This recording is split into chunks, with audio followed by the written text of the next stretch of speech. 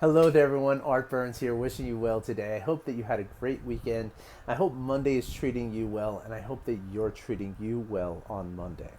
And this is very, very important, right? Self kindness and self compassion have been shown to be just the most powerful tool that we have in getting through stressful situations and building an emotional resilience, and in just allowing ourselves to kind of, cope with the difficulties that life throws at us, which life always throws difficulties at us, which most of you probably on Monday are feeling some of those difficulties. So I hope that you're able to show yourself some compassion that way, and stay tuned. Later in this week, I'm going to be talking quite a bit about self-compassion and giving you different tools of how you can use it and to really get through some of these challenging times. So before we get into that, though, today I wanted to do something really more basic. And first of all, I want to welcome everyone. Last night, again, every Sunday night for almost the last year now, every single Sunday night, I do a webinar on Eventbrite called How to Tame Stress and Eliminate Reactivity in Less than 8 weeks. And it is so rewarding, this webinar that I do, to kind of see some of the interactions that I have with people on there, to hear some of the questions people are asking, and to hear some of the stories that people are telling about their stress, and how, how they need to overcome it, and knowing that I'm giving them the tools to do so. Gosh, it is just so absolutely fulfilling to me, and I want to thank you all for joining us. So, and the reason I'm saying this is because today, every Monday, a whole new batch of people are seeing these emails for the first time. So welcome to you who are seeing this email for the first time. Every day I do another video, about 15 minutes or so long usually. I'm going to keep this one a little bit shorter today, but around 15 minutes or so long. Every day you're going to get an email that kind of gives you a little bit of text about the video, and then a link to the video on YouTube. I encourage you to watch as many as you can, or as many as you want to. There's lots of great information. I'm going to talk about different practices. I'm going to talk about different, sort of the science behind what we do, and sort of the techniques, and why and how, and all this kind of, and where, and all these kind of really important things, really valuable things. So, but that said, please feel free to unsubscribe. I know what it's like to get a lot of emails, and so I do not take it personally. Perhaps you'd like to subscribe to the YouTube channel and not get the emails. Perhaps you'd like to get the emails and not go on YouTube. That's up to you. But really, please understand, there's no hard feelings if you want to back out of the emails. I totally get it. So last night, again, what we talked about last night is all kinds of sort of the way stress impacts our bodies, where stress comes from, how it happens, how it's triggered, what are the mechanisms in our brain and our bodies that create the stress response, and what the result of the stress response is too. And so but we also covered what mindfulness is, and how mindfulness helps us to kind of deal and get through this stress response, this fight, flight, or freeze response that we often get ourselves into. And so today I want to kind of break that down a little bit more, okay, for you.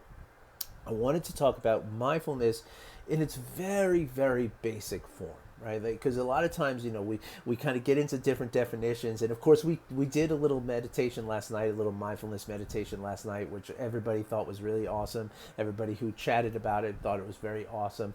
And so, but I think it's really important to kind of get to a really basic level of the definition, because the definition that I use in the webinar is kind of the most wordy, it's comprehensive, but it's also very, kind of wordy.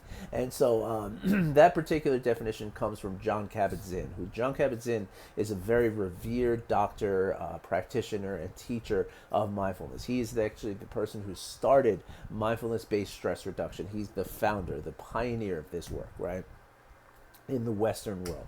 And so, obviously mindfulness has been practiced for 2,500 years, and it's been reducing stress that whole time. But Jon Kabat-Zinn is the one who brought it into clinical settings, in hospital settings, and really kind of went at it from a scientific medical point of view. And I owe so much to Jon Kabat-Zinn and his teachings, and I am so grateful. And so the definition that I use is his, right, which is to say, mindfulness is paying attention on purpose in the present moment, non-judgmentally. Okay, but let's unpack that a little bit, or let's boil that down. what it means to be mindful is simply to pay attention to whatever is arising in your experience in the present moment, right? Just whatever's happening right now, just acknowledging and being aware of what it is that's happening, and doing so without a sense of judgment, but in a way that means sort of prejudgment, right? It's like, it being open to the different, qualities and different facets and different details of what's going on, rather than once we start judging things, we start categorizing things, we close ourselves off to a lot of what the experience is, right? And so basically what it's doing is using the sort of top level of your brain function to really just see what is happening and just acknowledging and to a certain point accepting what it is that's happening, even temporarily, right? Just paying attention and accepting what is arising, but accepting it for now, and accepting it in the spirit of being able to change things for ourselves in the sense of control, right? Because oftentimes when we're in a place of emotional reactivity that comes from the stress and all that process that we talk about, right? The sympathetic nervous system and all this, that we talked about in the webinar last night. When we allow that emotional reactivity, what we're not doing is we're not in a cognitive sense of control over it, right? So when the emotions become more powerful than the cognitive part of our brain, what that's called is like a bottom up like reactivity. You might even call it flipping the lid, right? Whereas when we can allow our sort of prefrontal cortex, right, to be in more of a regulatory position vis-a-vis our emotions, what we do is we get a top-down regulation, which enables us to regulate our emotions, and in that regulation, that's where we can avoid the stress response, and especially the reactivity that comes from the stress response, right? We can cool ourselves off when we're feeling that level of hyperarousal from the stress response, but more importantly than that, this top-down regulation means we stop ourselves from slamming the door, we stop ourselves from raising our voice with someone, we stop ourselves from doing the things in our lives, in our every three-dimensional existence that could wind up creating more consequences, which cause more stress, which cause more emotional overwhelm, which cause more reactivity, which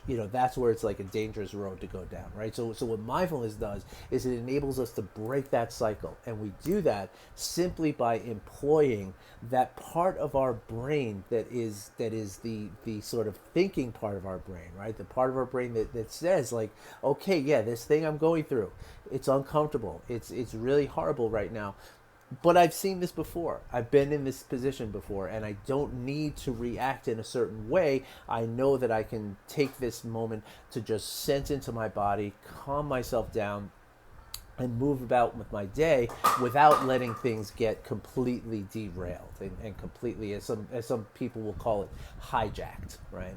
And so that's essentially what mindfulness is. Now the problem is, right, that we can't remember to do this when we're in this emotional overwhelm, right? Because the way you want to look at it is the emotions are happening in our bodies, right, and they're traveling up from our bodies into our brain, right? Via the path of the central nervous system, which is essentially all along your spinal cord, right? Dr. Dan Siegel has this amazing way to visualize this. He calls this the hand model of the brain. So if you look at your hand, I'm going to use this hand. You look at your hand, you have the spinal column, and then this would be your brain stem, right? This is just what regulates your heartbeat, your blinking of your eyes, your salivary glands, the reptilian brain. There's no emotions here, there's no thinking here, it's just completely automatic, right? Now if you take your thumb and you fold it in like this represents the limbic area of your brain. This is all of your emotions, including your amygdala is in here, right? Which I talked about last night in the presentation, which is the fear center of the brain, right? That's the thing that triggers you to say, oh my gosh, something's wrong here. And that's what ultimately triggers the stress response. Now, if you take your fingers and you fold them over like that, this is the frontal cortex, right? This is that big, wrinkly, mushy part of your brain that you see when you picture the image of a brain. This is where your thinking is done. So what mindfulness does is it strengthens this so that we can top down regulate all of this. right, and all of this, right? And so essentially, now getting back to what I was just saying, in the moment when we're feeling that level of emotional charge, or huge stimulus from our emotions, right? It's impossible at that point to remember to regulate ourselves, right? Because at that point your emotions are stronger than your thinking brain. In fact, they say that people who are they've shown in research that people who are in the stress response, right, cortisol is running through the body, and the emotions are just flaring up, your frontal cortex is like 50% less powerful, right? And so that means that you literally don't have the power to think about it, right? So what we do is, through daily practices, we strengthen this, right? It's just like building a muscle, right? If you go to the gym every day and you lift a certain amount of weight with this arm, right, this muscle is going to get bigger. By practicing mindfulness practices every day, mindfulness exercises, that's why we call them practices and exercises. You are exercising, you're building that ability of your brain to top down regulate the emotions, keep yourself free from stress, keep yourself away from the reactivity, and allow you to live a life that is under your control. So that's what it's all about here, folks. Now, if you have any other questions, if you want to, please feel free to email me, or get in touch with me, and go to my website. You can get my contact information there, or book a call with me there, artburnscoaching.com. Please feel free to get in touch with me. And if you would like a copy of last night's presentation, just email me that and I'll get that to you, okay? Because this stuff is really, really valuable. It's helped me personally, as I talk about in the presentation. It has helped enormously. It's basically saved my life. And I'm not the only one, okay? There's thousands of people that John Kabat-Zinn in, and many others have helped in the same way, right? And of course, if you look at the last 2,500 years that people have been meditating and practicing mindfulness, it's millions and millions of people who have really reclaimed their life, and that's the feeling. Like, you just get your life back. And so if you would like your life back from the stress and the emotional reactivity, please hit me up and let me know, and I'm going to help you get it. All right. Thanks for listening. I'll be back again tomorrow to talk about some more like really cool brain science, and talk about mirror neurons and empathic resonance. And I'm really excited to do that. Sorry, the mind just slipped away from my hippocampus, but the words slipped away from my hippocampus. But I'll be well prepared for tomorrow. Trust me. But yeah, empathic resonance. That's a really cool concept that you're going to be very interested in, and I can't wait to share it with you. Have a great day, everybody. Thanks for listening. I wish you well. Take care.